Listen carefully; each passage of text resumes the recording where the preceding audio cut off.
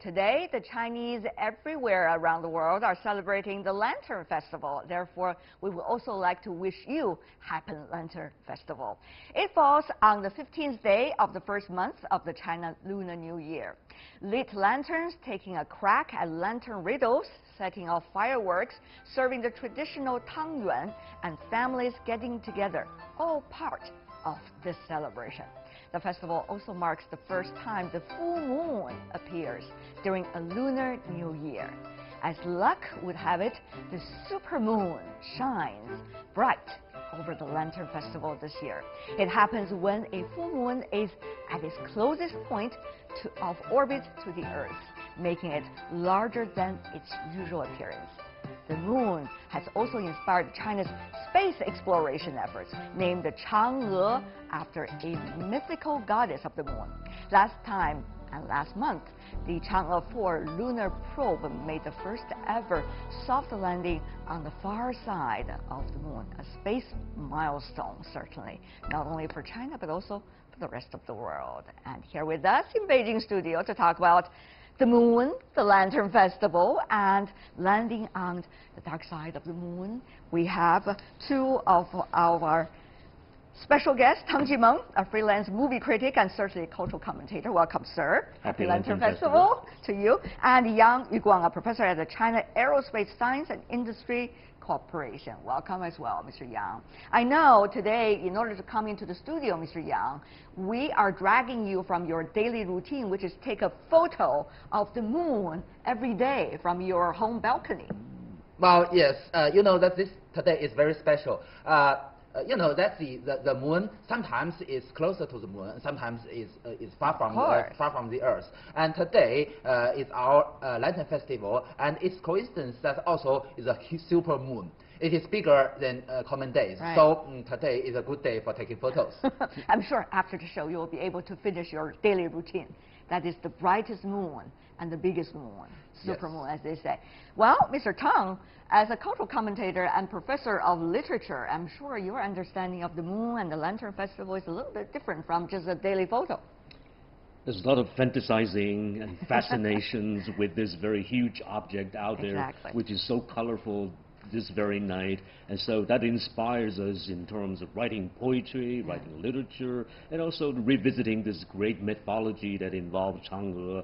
And so in that sense, it's going to be a beautiful night with beautiful memories and beautiful reminders, and so this is a great night of tradition. If you look at the literature apps that we have on our mobile phones, yes, almost every one of them has lived all the important points related to the moon throughout our history, whether it's coming from the Tang Dynasty, the Song Dynasty, leading up to the Qing Dynasty, and of course there are modern and contemporary poems about the moon as well. Why are the Chinese so fascinated by the moon?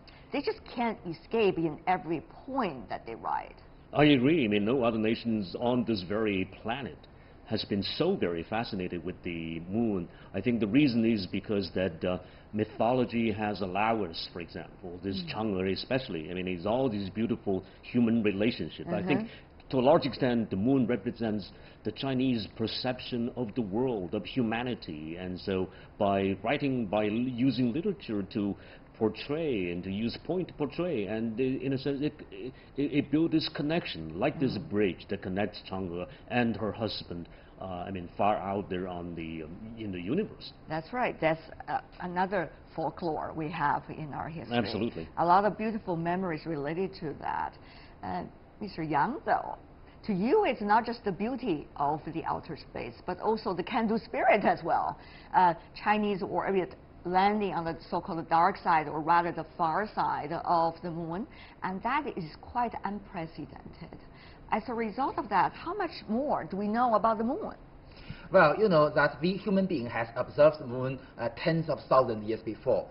You know, it is very interesting that the moon on ice is almost the same size of the sun. So it is possible to have the total solar eclipse. That helps the experts on history to study the exact time what event happened during the history. This is very interesting.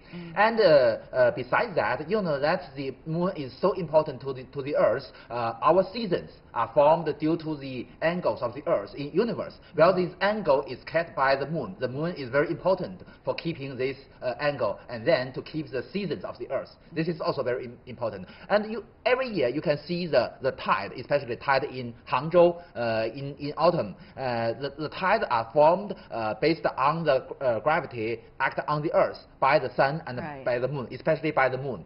And these days, people are fascinated by the sci-fi movies that we have just watched in the major theaters across China. It's called the Wandering Earth. It's really ignited people's enthusiasm about exploration of the outer space and also the human's relations to the outer space, of course, moon included. So, Mr. Yang, you know, in the ancient time, you have all this beauty and aesthetics of poetry, literature, paintings, arts related to the moon. But now you have a more concerted determination of being able to explore, not just appreciate. How do you see that, you know, transformation in a way about China's relationship or Chinese relationship with the moon? Well, you know that the Lantern Festival or the Shang'e festival comes from originally comes from Han Dynasty about 2,000 years before, when the Han Wudi Emperor prayed in his palace. And this forms the habit of celebrating in maybe Wei Dynasty. The common citizens and civilians are begin to pray, and also this Lantern Festival formed in China. Well, China have already have a good observation of the moon, and our calendar is based on the phase of the moon. You know that our calendar is quite different from Western countries. You know that in the first day of a month in China's traditional calendar, of course, at this moment you cannot see the moon. In the 15th or the 16th, you can see a full moon, absolutely. So our China, the astronomers in Eastern China has observed the moon for thousands of years. And now, you know that in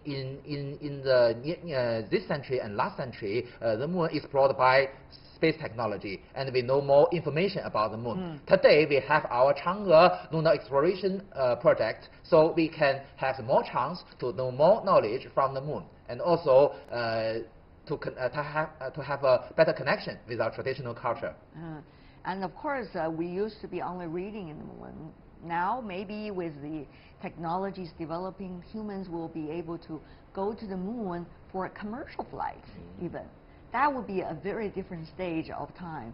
For a literature professor, Professor Teng, from what's being written to what's exactly under your feet, that's going to be a great transformation. It's going to be very, very interesting transformation, of course. I mean, if you look at, for example, Hong Lou Meng, the Dream of the Red Mansion. That's one of the four classics coming one of from four Chinese major literature. classics in Chinese literature, and you will find that the people, the characters are inspired and fascinated by this very moon.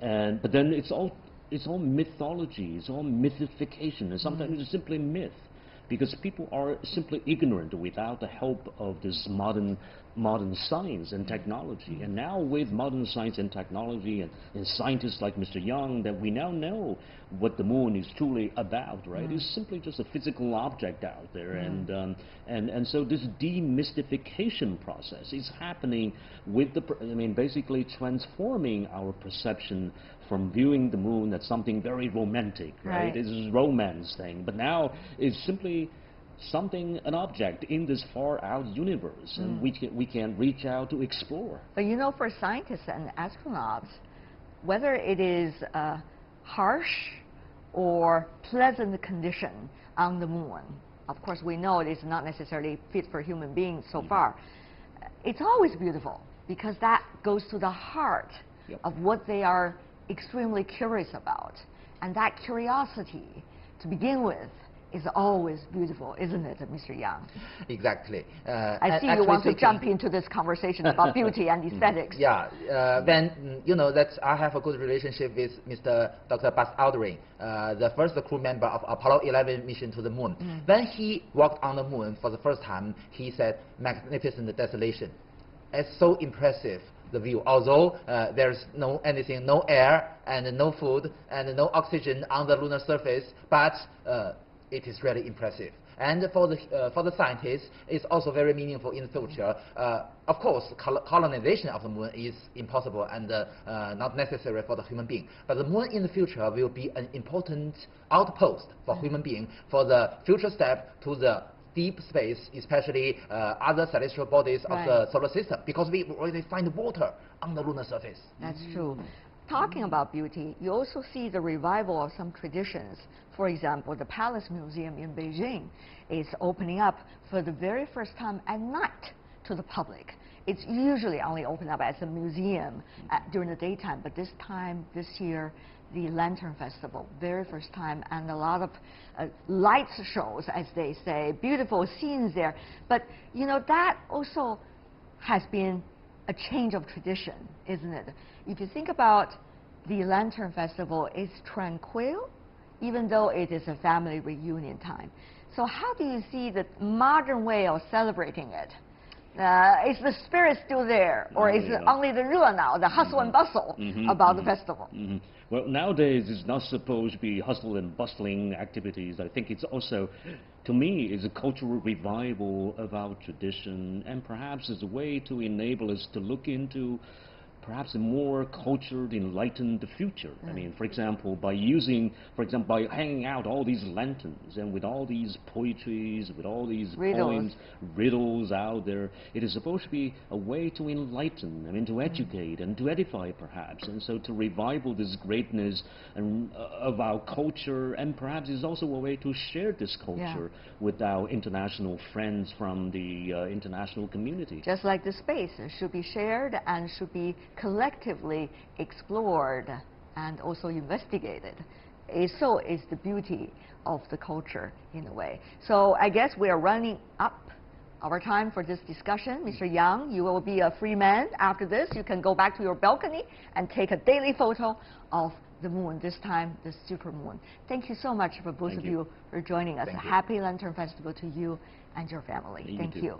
And the same to you as well. That is all the time we have for today. If you'd like to see more, try to find us World Inside CGTN into your search engine.